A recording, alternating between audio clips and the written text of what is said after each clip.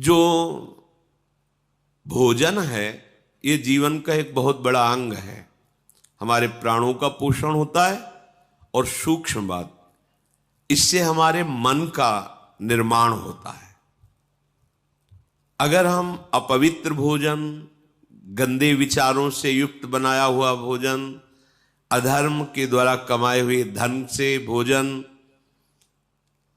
तो वो हमारे मन को वासनामय कर देगा, मलिन कर देगा और बुद्धि को निर्णय ठीक करने की शक्ति का अपहरण कर लेगा। अगर हम इस पद्धति से भोजन पाते तो हमारी बुद्धि प्रकाशित होगी और मन ठीक हो जाएगा। वैसे भी ग्रामीण कहावत में भी जैसा खाए अन्न वैसा बने मन, इसका बहुत बड़ा प्रभाव पड़ता है। तो धर्म से कमाए हुए अन्न को जब हम रसोई में अमनिया करें तो उस समय विषय वार्ता, विषय चिंतन नहीं होना चाहिए। अंदर ही अंदर नाम जप करो, भगवत चिंतन करो और विचार करो कि प्रभु को भोग लगाना है, चाहे गृहस्थ हो चाहे विरक्त। प्रभु को अर्पित करने की भावना में ही पवित्रता आ जाती है। छूना मत, श्री जी को भोग लगाना है, एक पवित्रता आ जाती है। और जब हम भोग लगा के प्रसाद पाए तो दूसरे हाथ का स्पर्श न हो, बाएं हाथ का स्पर्श न हो। जैसे जो लोग दोनों हाथों से ऐसे, ये बुद्धि को खराब करने वाला, ऐसे नहीं पाना चाहिए। बाएं हाथ को अलग करके दाहिने हाथ से, एक हाथ से ही भोजन पाने का विधान है, आराम से केवल नाम जप करते हुए। दूसरा, शब्द रहितम, भोजन पाते समय आवाज नहीं करनी चाहिए, मौन रहना चाहिए। नाम जप करो अंदर से, कोई पद चला लो, शांत भोजन। भोजन परोसने वाला रोटी रख दी, हल्ला मचा के ये ऐसा नहीं। वो जब आपके सामने परोसने आ रहा है, वो जो दे रहा है आपको आवश्यक है, ले लीजिए। नहीं आ रहा है, जितना आया है राधे श्याम पाली। गृहस्थी में तो स्वयं आपने बनाया, भोग लगाया, आराम से बैठ के नाम जप करते हुए पाइए। एक हाथ से पाए, दाहिने हाथ का ही प्रयोग होना चाहिए। दोनों हाथ स्पर्श होने से फिर वो अपनी बुद्धि को मलिन कर देगा, ऐसा शास्त्रीय सिद्धांत है।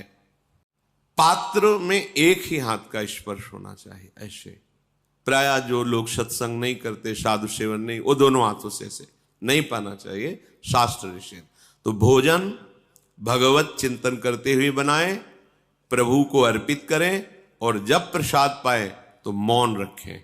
किसी की तरफ देखो मत, अपने प्रसाद की तरफ देखो, सावधानी रखो। एक एक कवल में भगवत नाम जप, राधा राधा राधा। उससे क्या होगा, आगे कह रहे हैं, क्षमस तारणाय वही, अपने को तारने की और दूसरे को भी तारने की बुद्धि उसके अंदर प्रकट हो जाती है। हम लोगों की आज जो बुद्धि मलिन है ना, मनमानी आचरण करने का आदेश कर रही है, उसका कारण यही है। बहुत तरह से हम अपनी बुद्धि को अपवित्र करते रहते हैं। आहार पूरे जीवन का आधार है। भोजन ठीक है तो सब ठीक हो जाएगा। भोजन धर्म युक्त कमाए हुए धन से भगवत चिंतन करते हुए रसोई में अमनिया करके, भगवत अर्पित करके, प्रसाद स्वरूप मौन धारण करते हुए, नाम जप करते हुए प्रसाद को एक हाथ से पाना। इससे क्या होगा, कह रहे हैं, सा क्षमस तारणाए वही, वो अपने को भी तारने में समर्थ है और दूसरे को भी तारने में समर्थ हो जाएगा। क्या होगा, उसकी बुद्धि भगवत परायण हो जाएगी। और इसके विपरीत जूता पहने हैं।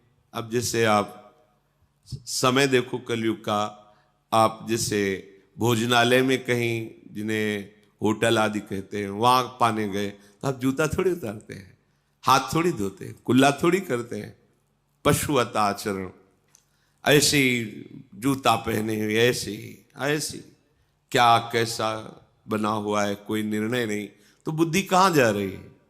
देखो ना, केवल धर्माचरण की तरफ बुद्धि जा रही, शास्त्र युक्त, इंद्रियां शांत, भगवत चिंतन परायण, धर्म युक्त चेष्टाएं, ये सब केवल कहने में रह जाती, जीवन में आचरण में नहीं आ पाती, क्योंकि आहार विहार ही ठीक नहीं है।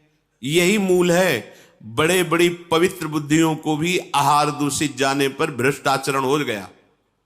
आहार बहुत बड़ा बल रखता है।